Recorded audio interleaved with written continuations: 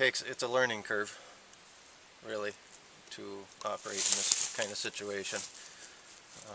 Every day I say don't bump any trees, and so operators, I guess, for the equipment, they need to really pay attention, and I stress that just about every day. Stuff going. That's one of the biggest troubles we run into is you know, you either end up running, you know, the harvester more to keep up with the forwarder and the trucks. You know, stuff, it just doesn't flow. We're geared up to, you know, have a little more production, and when you hit those lower production stands, and that's when things don't flow well. Hilly terrain, it's tougher to get your skid trails established without damaging the trees that you're trying to save.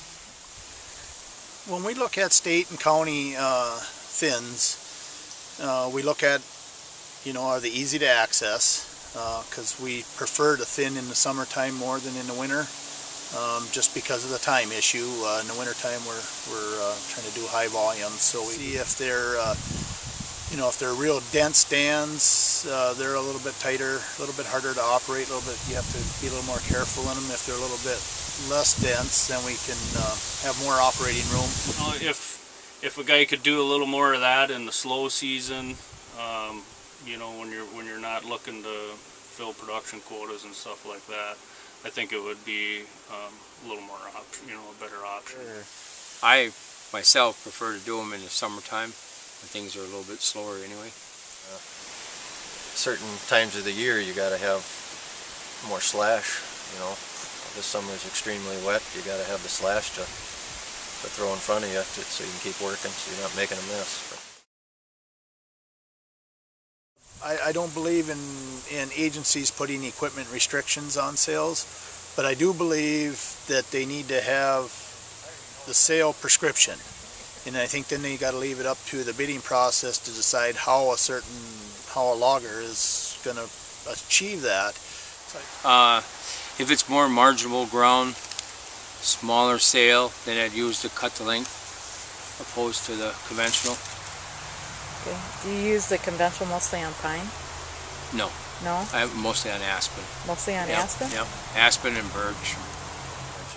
I use conventional equipment. I've got a failer buncher, and with the failer buncher and these thinning jobs, I can get my trees all fall in the right direction so that they're all pointed toward the landing. You know, the butts are pointed toward the landing. We don't have to turn nothing around in the woods and do damage to the trees that we're trying to save. There's times when we get into some very hilly terrain where it's too steep to get to the trees with a grapple skidder, and we'll use a cable skidder to winch the trees to the top, and then probably take the grapple skidder and drag them to the landing from there. We look to see if they're marked or unmarked.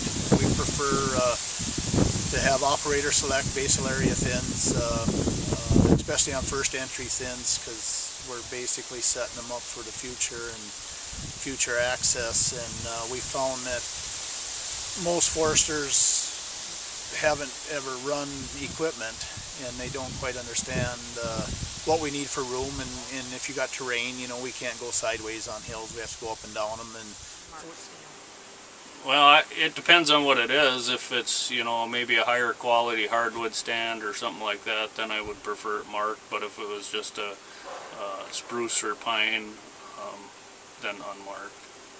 Yeah. Operator select is the easiest way to do it. We found hardwood, like I said before, here is much easier to have that marked, because we don't do that technically. Every 5 years maybe get a small part, so that's nice to have that done for the most part. I would rather not have any of my pine or spruce or any other thing marked, because simply the person that marks it is not an operator. One of the big problems is that the forester will make one little slash on one side of the tree, and then in the fall when the leaves are turning yellow or whatever, if they're using yellow paint, it blends right in, and it's only on one side of the tree. If we're going to do that, we need to make bands on them so you can see them from all directions, because you never know what direction the logger's going to come from. Like in some of these stands of oak, if the foresters thought about maybe letting the logger kind of choose some of the maple. Most of our maple in this part of the country is kind of crummy, and if they could, there again it goes back to, can I cut that tree down to get at this one? Well, if there's a crummy oak and a crummy maple, or a smaller oak that's a nice oak next to a maple, and I can move that crummy maple, I guess I'd like to know if I can do that without getting penalized or So would you like thinking to... I'm stealing something or whatever. I like marked thinnings in the hardwood. I just like them marked good.